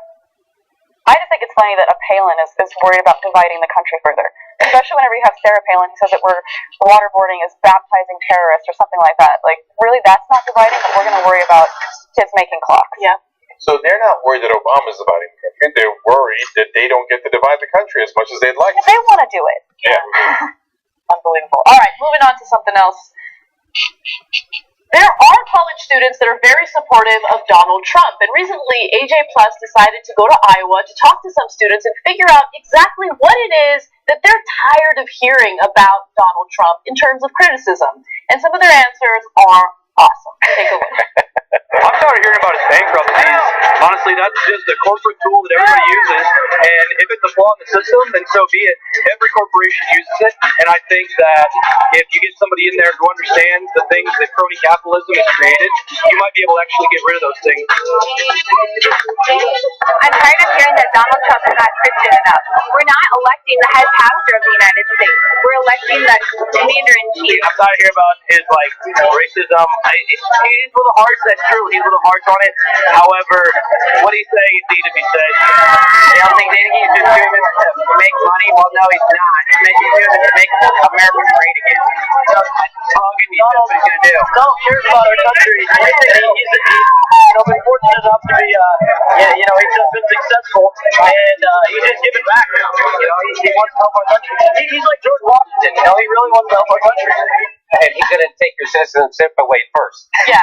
So I should note, that's just a small snippet of the video. You guys should check out the full video where there's a lot of really interesting answers. Some of them are funny. Some of them are half decent, to be honest with you. Some of them give, interesting reasons. But you guys should check out the full video. Link in the description box below. And subscribe to AJ Plus because their videos are great. So I in the full video, there's a woman who says, "I don't like it when they make fun of his hair," and she has hair that is so similar to That's his the hair. first thing that I noticed. It's like that is the funniest thing. Yeah. And several different people say over and over again, "Well, he's going to make America great again." Yeah, they repeat that like sheep. Like he's just gonna make it better. I love that because it shows you that Donald Trump can be as vague as he wants to be, and it will somehow resonate with people. All you have to do is say vague statements like, "Let's make America great again," and people will be like, "Yeah, I like that." And he was irritated at people for repeating that. He suggested that maybe he should copyright it. That's his statement, and people are stealing it from him. That's actually already someone else's campaign slogan that he stole. So That's awesome. Yeah. it's amazing. So look, I look at that and I think it's depressing how easily you could market things, right? So he just puts it on his hat, and that was a famous statement that was in a focus group that they did of Trump supporters. The one person said, "It's right there on his hat. He's going to make America great again," right? Oh. And then you watch this video, and it's the number one thing that people say. Yeah. I don't get it. Why are you opposed to him? He's going to make America great again, right? And then to be fair to Donald Trump as a campaigner, now I don't agree with his policies. What he did right, so apparently the hat works. And then second of all, he did the opposite of Mitt Romney. He said, "Goddamn right, I'm rich, right? I don't shop at Costco, right? And so you should hire a guy like me who knows what he's doing. I'm so successful." And you see in the video over and over these guys who are like, "I don't know, he's so successful. Maybe he'll do a good job as president." And that kid who said, now he's giving back to the country. Right? Yes, but it works. It works. There was another kid on there saying, "I want my own private jet one day too, so I don't want people to be mad at him for having a private jet." But I think And that kid, by the way, looks like the most Republican kid of all time. Yeah. He's got his collar. He's like, I want a private jet one day. I don't know what's wrong with that. Right. So it's working for Republicans. They're like, "Goddamn right, yes, we love the rich." But I think that for a lot of those supporters, he represents like the revival of the American dream, right? Like these are the people who are really obsessed with wealth. They're really obsessed with the notion that they can one day be super wealthy. They're still in college, so they don't realize that after they graduate, the likelihood of them becoming wealthy is 10%. No, 5%. No, 0%. Okay, you're not. That's the kind of dog they hate. I know they hate that talk, but that's the reality. Like, I've been there. I remember being a college student. I remember being idealistic. I remember looking at people like Donald Trump and thinking to myself, I could be that wealthy. I'm going to be that wealthy. And I don't want people to go after me for taxes and things like that. And then I graduated, and then reality slapped me in the face, and I realized, oh my God, I'm not ever going to be rich, right? And that's what's going to happen to these students. He represents that wealth. Look, we're doing good here at TYT, but I'm talking about millionaire. And a lot of these students think that they're going to be millionaires. And they all believe that. So what he's doing is he's feeding the dream. That's not a bad political strategy. I mean, you look at those kids, and they're like, yeah, what, man? Let's go. Yeah, let's put beer for America. Goddamn right, right? And you think it could work. It's not like, so that's, everybody dismisses Trump like, no way, no way, no way. These guys, and it's not just because they're young. There were some older people there too in the crowd. It was an Iowa State football game that they taped before. So I think they care about the specifics of policy. So when Marco Rubio talks about this, my immigration plan does this, or my other plan does that, they don't give a fuck about policy. They're judging the candidates by what's on their hat, right? So Trump can't trick enough people into that hype dream. Sure, he could. It's depressing. Yeah. So. Yeah. Oh well. Don't play with that fire. The people are at a college football game. Those people are in college, so they have access to the internet right on their phone. Like they can look up anything Donald Trump says if they felt like it. They just don't feel like it. They don't want to know the truth, right? Those are those people. Can I play devil's advocate for just a second, though? They were interviewing them at, like, a football game. I'm guessing this is prior to the game. They're probably tailgating. They're probably drinking. I mean, people say all sorts of dumb things when they're drunk, right? Yeah. So, the environment might play a role in some of the answers that people gave, but... No, I'm not going to accept your devil's advocate position. I'll tell you why. What? Because is there a smart defense of Donald Trump? No, there isn't. There isn't. I was going to say Donald Trump must be drunk a lot then. Right? So, I mean, drunk or sober, those kids who are actually supporting him, unless they're making it up. And I got a sense with I don't know if it was South Asian guy or whatever at the end, when he's like George Washington, he smiled a little bit. Yeah, he So might like he might have been playing to the camera. Yeah. Although I don't think the black kid was. He's like, oh, I mean, he's got a problem with racism, I guess, but I mean, it needs to be said. Oh, God damn it, guys, please. So, but I think he meant it, and so even if they were so stone cold sober, what can they possibly say? Yeah, you're right. And look, I just want to add some spice to the panel, okay? Okay, devil's advocate, throw it out there. There's zero evidence that Barack Obama is a Muslim. There's lots of evidence that Trump supporters are moral. And also think that Barack Obama is a Muslim. Yes. Yeah, true. And Trump doesn't disagree with that either. Whenever they bring it up, he just kind of glazes over that. Doesn't say that There's a that's lot of wrong. people talking about that. There's a lot of people saying those things. We're going to look into a lot of things. We're going to look into they're going to take a tremendous look. Right. They're happy being ignorant of facts. Yeah. Especially that, they talk a lot about how Trump is so successful and he's such a great businessman, but they all ignore the fact that he went into a lot of debt and he was bailed out and people invested in him. And the reason why he even got his start was because his dad gave him a ton of money. Yeah. But they don't think of any of that. They're like, well, look, he's a great businessman. He can make America great again. Yeah, he got there through crony capitalism, and they think he's the one who's going to root out crony capitalism. Yeah. Brilliant. And somebody that wrote, I don't know how true this is, but I read in a real financial magazine, they said that if his dad left him $200 million or something, if he would have just put that in the market, he would have just as much money today as he would have without doing all the bankruptcies and all the building and all the stuff. If not more. So I did a story on that, and You did? Yeah, That's where I heard it then. okay. Two quick things. One, that kid who was talking about. Yeah, well, I mean, he used the system. He's parroting a talking point that Donald Trump has said over and over. Yeah. And would the kid have said about, hey, GM went bankrupt, and then we bailed them out, right? Would he have said, oh, they just used the system? No, he'd be like, oh, they went bankrupt, oh, then they took our money, right? Anyways, and then he said, well, but that's the kind of guy who's gone through that can end the crony capitalism. But Donald Trump never told you he was going to end that. He said he liked that he used the system. He took advantage of the laws, and then he'd do it again. He's not going to end it. He loves it. So, I mean, it's the most ironic thing in the world. They don't care. Now, to that point, he got $40 million. His dad had $200 million split up among 5 siblings. Okay? His dad, who, by the way, once got arrested at a KKK rally. Anyways, covered that story as well. It's a little complicated, but his dad was different than him. In maybe not that sense, but he wasn't like a braggadocio guy like that. He wouldn't put his name on buildings, and people actually liked him, right? Well, I don't know a thing about his dad. The only thing I ever read was that he attended a KKK rally. And it was 1927. Trump wasn't even born yet. I shouldn't have brought that up. Anyway, so last thing. So he gets the $40 million, and then if he had just invested it in the stock market in an index fund, he'd have just about the same amount of money that he does now. And by some calculations, he would have had more if he just put it into an index fund and rode the stock market exactly as it was without doing a single interesting thing with the money, right? So he is, at best, average as an investor. So now, look, I'm sure some of his siblings blew it, didn't do that, didn't do the buildings, didn't do anything, and don't have as much money as him. I get it. Could have screwed it up worse, right? He did have the advantage of having his companies go bankrupt 4 times, so whenever he ran into trouble, he's like, I'm just not going to pay. I'm going to keep all my money. You're not going to get it because I'm going to file the company under bankruptcy, not me. Sorry, you're an idiot. You should have never invested in my companies. And by the way, later when he screws up the country, he'll say, not my fault, you're an idiot. You should have never voted for me. That's what he does to his creditors all the time, right? And so these kids who think, to Anna's point, that they're all going to be rich, yeah, you would be. You would be just as rich as Donald Trump. If your dad left you $40 million. Exactly. Did your dad leave you $40 million? If not, it's going to be a little harder. I don't agree with it. I think you can do it. It's going to be really hard. Okay, 1.5% chance. That's based on my methodology and very sound scientific studies. That's right. I dated a girl whose parents won the lottery. Is that right? Oh, I know a guy who won the lottery. Lives in Manhattan Beach now. He was a teacher, won the lottery, and now has a shitload of money. Is he happy? Yeah, he's got a nice family. Okay. Because usually, typically, and then they commit suicide. Yeah, I know. I'm like, I don't know, you won the lottery? That's terrible. Is he okay?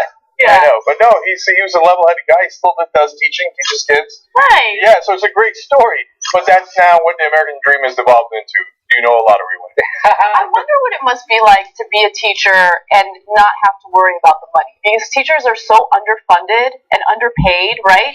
And if you don't have to worry about the money, you can just focus on being passionate about it. I mean, I bet there's like, you just feel a lot more at ease at the job. I hope so. Yeah. I mean, if I won the lottery, I think I'd feel more at ease. Yeah.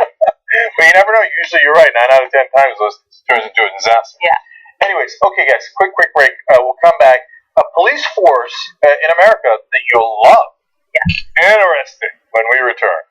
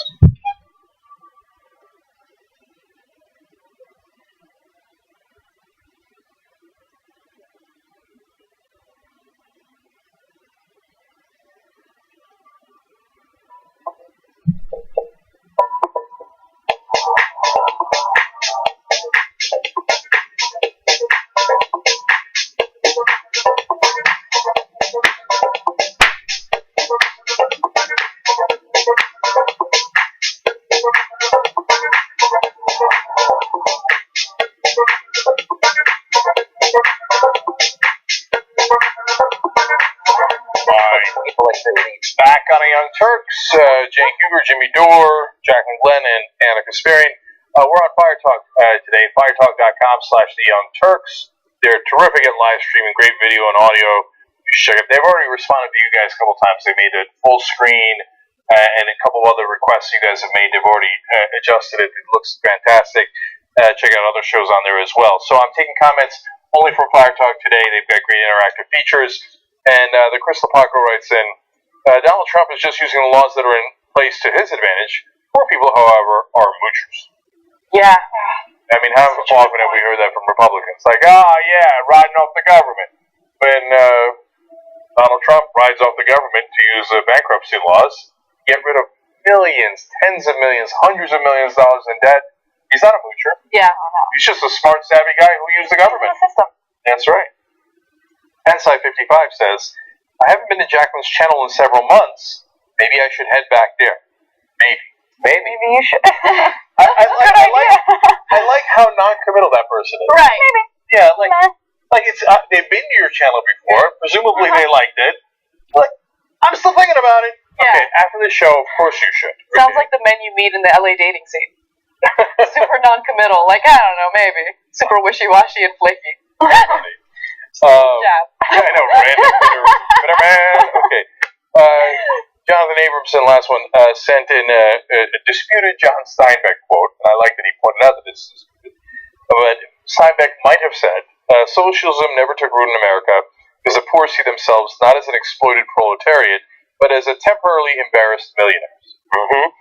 That is correct. It's a great quote. It is a great quote. Today's Ben Carson's birthday. And in honor of Ben Carson's birthday today, I'm going to put some candles on some bat shit and send it to him. And member shoutouts. Michael Okema is member number 1188, and Crystal Dahlberg is member number 3394. Now, donor wall shoutouts for the studio. I think I did these yesterday. I know I did Johnny Pie. If I did Aaron Cox again, God bless Aaron. Much love anyway. Oh, there's an old poll I never updated people on. It's a fun one, so I'll give you the numbers. A robot ethicist says that using robots as sex dolls reinforces that relationships are sheerly physical. Is this a legitimate concern? And 32% said, you people, not robots. And 68% said, no, bring on the sex bots. Of course. So sex bots win 68 to 30. People were really upset that I didn't know that robot ethicists were a thing. But now I know. Look, I'm not in that field of work. You learn something new every day. So robot ethicists, it's a thing. And it's apparently there's 7 of them in the country? No, it's apparently a very complicated field of work, and they should be respected. So I don't disrespect the woman who's calling for this, ban on sex robots. I just think it's funny because her insecurities are showing. You're going to be fine. You're not going to be replaced by sex robots. Maybe, I know. Hey, look, now you're going to drag me into this. Look, the ethicists in the world got to be ethicists by studying a tremendous amount. I'm sure they're enormously smart and work really hard. So if you noticed me rolling my eyes a second ago, it's because it's just funny. It's a funny job to have. My job is to sit around thinking about other ethics. Robot. I'm going to go no on the sex robots. And so check, no on the... I don't know, it sounds like a funny job, but I'm sure that they're incredibly smart people. Yeah, yes. Okay, yes. All right. The police department in Gloucester, Massachusetts, has decided to take a completely different strategy in combating the number of opioid addicts in the country. And the way that they're doing this is by posting the information of the top 5 pharmaceutical CEOs and convincing citizens to contact them to ask what they plan on doing about addictions in the country. So, according to Boston.com, in a post on the department's Facebook page, Gloucester police posted the names, salaries, and contact information for 5 of the highest paid CEOs of pharmaceutical companies and urged readers to make some calls. They also added, now don't get mad, just politely ask them what they're doing to address the opioid epidemic in the United States, and if they realize that the latest data shows almost 80% of addicted persons start with a legally prescribed drug that they make. They can definitely be part of the solution here, and I believe that they will be, might need a little push. Okay, I'm stunned by this. So I love this. Yes. What they're trying to do is bring attention to a problem that they have to deal with daily as the police, right? Yeah. Addiction, and then it leads to obviously other issues that they come across. And I needed that attention. I didn't know. So they say bring attention to the issue, etc. They brought attention to it. I didn't know 80% of addicted persons start with a legally prescribed drug. Yeah. Right? That's a stunning number. So, you need more research, not just their word for it, but anywhere in that ballpark is amazing. How often do they talk about marijuana as being the gateway drug, right? No, the reality is prescription drugs are the gateway drug. So I just wrote about this on Raw Story. You guys should definitely check it out because I give more statistics about what's happening with opioid addiction in the country. But opioid addiction and also heroin addiction are directly related to the overprescription of painkillers like OxyContin and things like that. And so the reason why this is such a huge issue is because people will suffer some sort of injury or they'll undergo surgery, and while they're recovering, they'll be prescribed these drugs, and then they become addicted immediately. The FDA just recently passed painkillers for kids. So now kids can be prescribed painkillers. This is a huge problem. And so you see this uptick of heroin addictions as a result of prescription painkillers. So I love that these police officers are not misguided. They have a great strategy, and it goes beyond what they just did on Facebook. They are no longer criminalizing people who get caught with possession. So if you are a heroin addict or if you're addicted to any drug in that area and you go to the police, they will not arrest you. They will immediately give you the help you need to go to rehabilitation and sober up. And that's amazing. I love that. So pharmaceutical companies and their CEOs make tremendous money from drugs that are addictive. Totally fine. Alcohol companies and their CEOs make a tremendous amount of money from substances that are addictive to some. And don't get me wrong, I'm totally in favor. Okay. But that's totally fine. Another group of Americans make some money on another drug that, by the way, is not as addictive. That is not fun. And it needs to be illegal. They need to be put in jail and have, over 1 million people in jail because they're selling the drugs that are not legal, though not nearly as dangerous as these drugs. The majority of the CEOs are black, right? And the majority of the marijuana sellers that are in prison are white, right? Oh, it's the opposite? Yeah. Oh, no, that's, again, another coincidence. Long line of coincidences, that just happens to be another one. So you're telling me that if you're a heroin addict in Foster or whatever, Gloucester, and you go into the police department, they'll take care of you? No one gets beat up or put in prison? They don't. And what the fuck, Hannah? It's This is amazing. America. No one gets punished? How No am I one gets supposed to feel punished. better about myself? I love this story because obviously we do a lot of negative coverage on police brutality because it keeps happening day in and day out. But there are good cops out there who aren't misguided, who genuinely want to help members of their community, and these guys are doing it, and I love it. I love covering stories like this. They're serving the community. They realize that the law actually is more deleterious to the society than the drug, and that the way to deal with the drug is like a compassionate human being, and you treat them like an addict, like you would treat an alcoholic or someone addicted to cigarettes, which also kills a lot of people. Right. But they can extrapolate that and apply it to other drugs, which as a country we can't, because we have the problem Brazil has is that our lawmakers are bought and paid for by the people who make money off of this stuff. Not only the private prisons, but also the guys who make money selling these OxyContin and Vicodin and whatever have you. So that's what's wrong. So you can. So by the way, so if a kid in the inner city sells crack to buy food for his family, he's a criminal and needs to go away for 15 years. If you're a white guy in a suit and you addict half of a state on your heroin pill, then you are a good guy doing the right things. And Patrick Kennedy will tell you what a good job you're doing. So my point is, if you follow the rules in America, you're a sucker. Yeah, and to your point, one of the reasons why I did so much research on this story is because recently Chris Christie blamed Barack Obama for the heroin epidemic in the country, yes, which was ridiculous.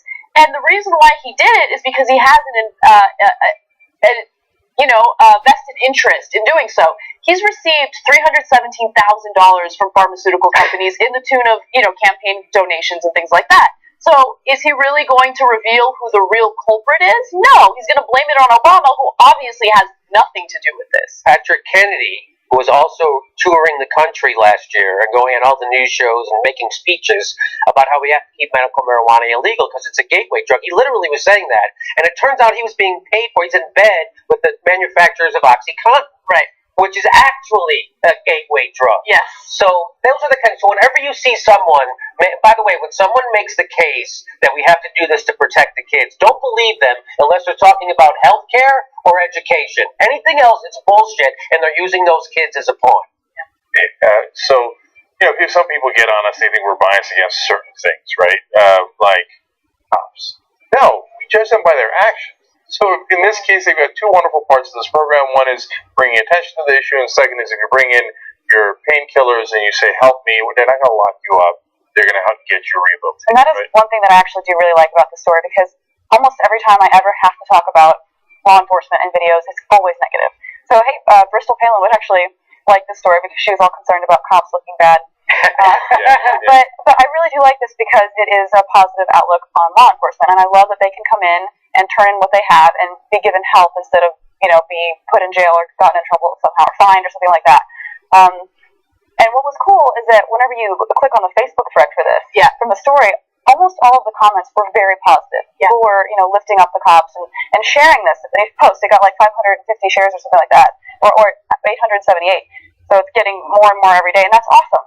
Yeah, and also I want to give you guys this caveat that they're not sharing like the home addresses of these pharmaceutical CEOs, right?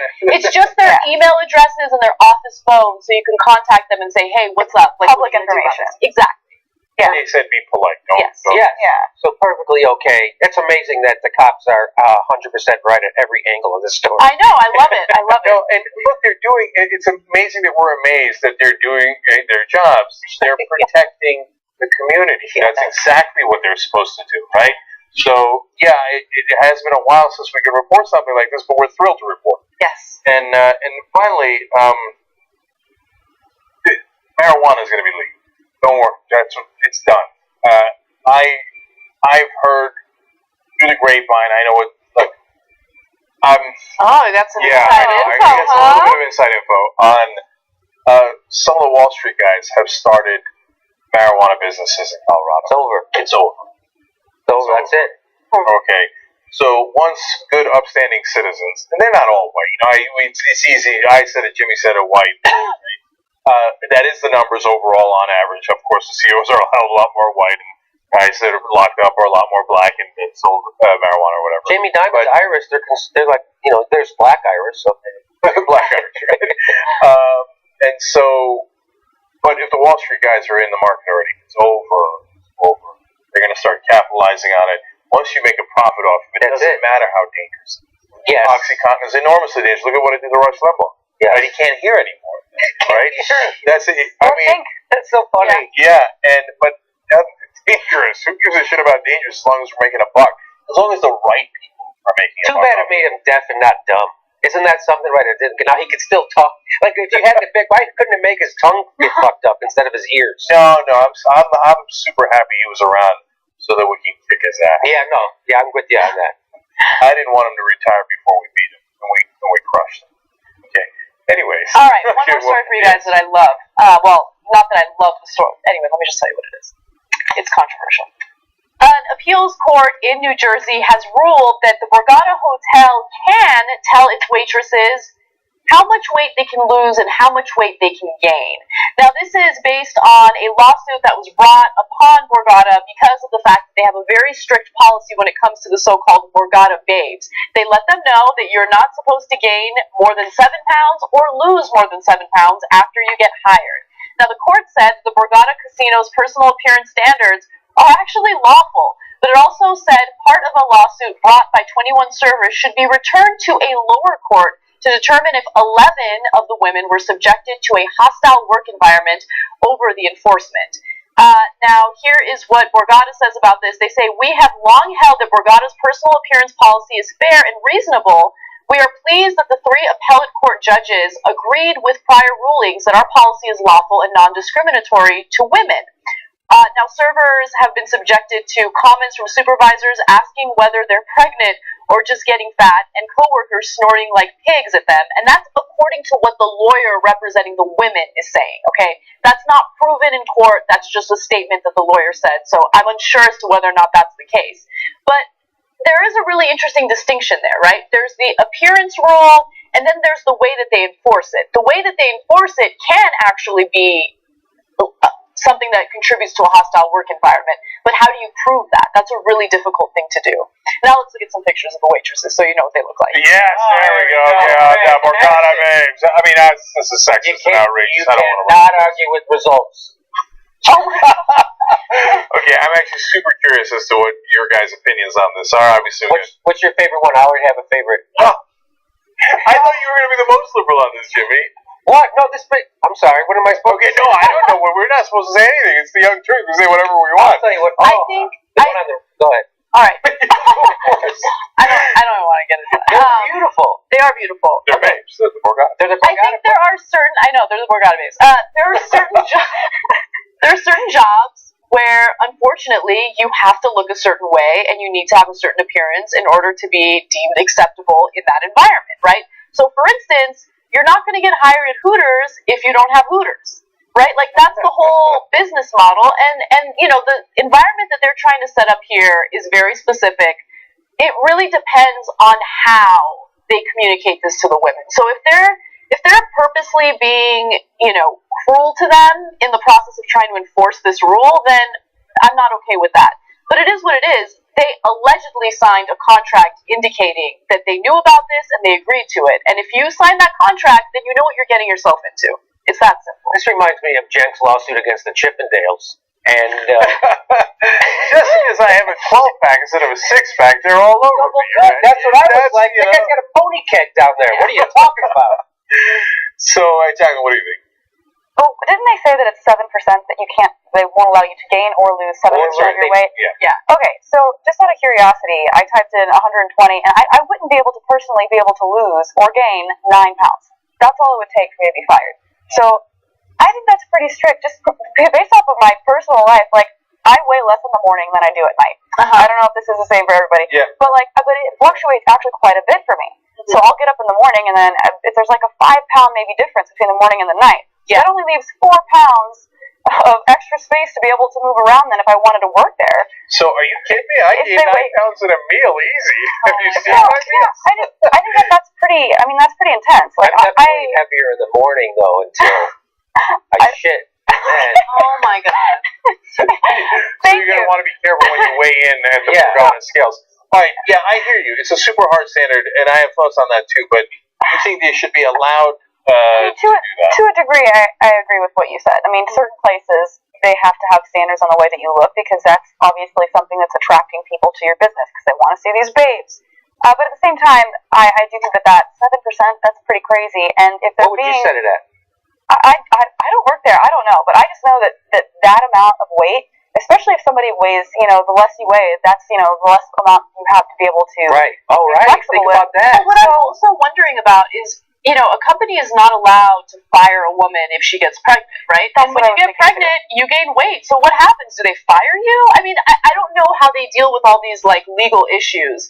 But what I do know is if the court ruled that this was illegal, then the fashion industry would be in a lot of trouble because all they do is discriminate on women and men based on the way they look. It has to do with the weight, has to do with the height, has to do with everything.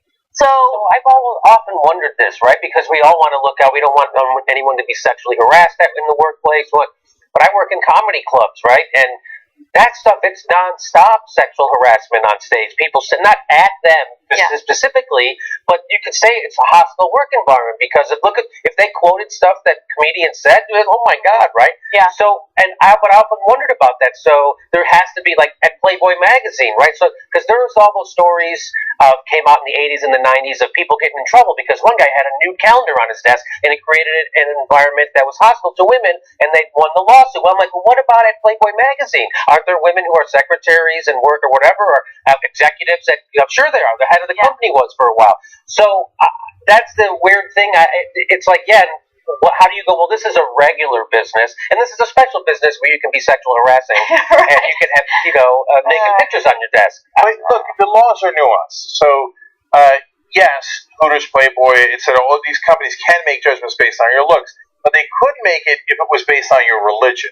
So that's why the hijab sometimes and I disagree with this, by the way, but the woman won the case against Abercrombie and Fitch because she's like, it's my hijab. Yeah. But Abercrombie and Fitch is like, I don't want that to be my look, right? Right. And so I could do it if it wasn't based on religion and you just liked wearing the hijab, I could fire you. Right. But since it's based on your religion, I can't fire you. If they get pregnant, I'm sure they would be protected. Right. But if they're not pregnant and they just had one too many cheeseburgers, gone. Right? Yeah, and look, I don't begrudge the women who want to do this for work, as long as they know what they're getting themselves into. But I will say that this is the type of information that deters women like me from working at a place like this, right? I couldn't do it. My weight fluctuates way too much, and I don't want to deal with that bullshit. And I also don't want to be called a Borgata babe. I know. But look, Atlantic City is not in great shape economically, and people need jobs. And we know, we've all been discussing here. So my ruling on it is, there are certain jobs where they want you to look a certain way. And so that's part of the job. And if you think, by the way, news anchor isn't one of them, you haven't been paying attention to TV, right? Yeah. So on TV, they'll make that decision like that. And so I get it. I think legally they should be allowed to make it. I wouldn't want it. To Jacqueline's point, I wouldn't want to make that decision. I wouldn't want to be the guy doing that job. Like, oh, you know what, Sally? Sorry, you're 8% over. You got to go. You're going to fire somebody over that? I mean, if you don't feel sick to your stomach as you fire that person, there's something wrong with you, right? I know. And I don't, again, Anna's right, we don't know that the allegations haven't been proven yet. But, don't be the guy snorting like a pig. Don't do that. I know they got hired because they're attractive, right? That doesn't mean you have to be a pig about it, right? And it's okay to find them attractive. God bless, there's nothing wrong with that. Just don't make them feel uncomfortable. Yeah. Can't we all be decent human beings? Yeah, I agree. Borgata, I have played the Borgata Hotel. It is by far the nicest hotel in Atlantic City that I've ever been in. And I would really like to go back. But that has, that's his impartial opinion, and it's not like Jimmy's asking for you to book him again. No. I love the beautiful showroom. It's 1,000-seater. It's fantastic. I had great shows in there. Love the place. It's a great place. It's the only place you should go if you're going to go to Atlantic City is the Borgata. Borgata. Okay, apparently. Yeah, I've played Borgata as well, but in a different way. Oh, okay. Yeah, and then it cost me a little bit of money. All right. I guess that's it. Are we done? All right. God bless. God bless. Hey, Jacqueline, Glenn, thank you for coming on. Can I just tell people I'll be in Cincinnati October 1 through 4 telling jokes in John Boehner's district? Oh, that's cool. Yeah. Are you going to be like, when in Rome? So you're going to go orange? I'm going to go orange. Orange face? Orange face. Is it offensive to go orange face to the Boehner Trump community? I'm just trying to fit in. Okay. Okay, where can people get tickets for that? Then go to jimmydorecomedy.com, click the link. Okay, so everybody go do that. Jimmy, Anna, and I will be at Politicon on October 9th and 10th. So go to politicon.com. Actually, if you use the promo code TYT before they run out of tickets, you can get free tickets. So, but Jimmy said it on his radio show. They might be out already. Hurry up, hurry up, hurry up. Politicon.com, and you use the promo code TYT. And youtube.com/Jacqueline Glenn. So check it out so she can go to 360,000 subscribers by the end of today. All right. Thank you, Jacqueline. Thank you, everybody. Have a great weekend. Bye. Bye.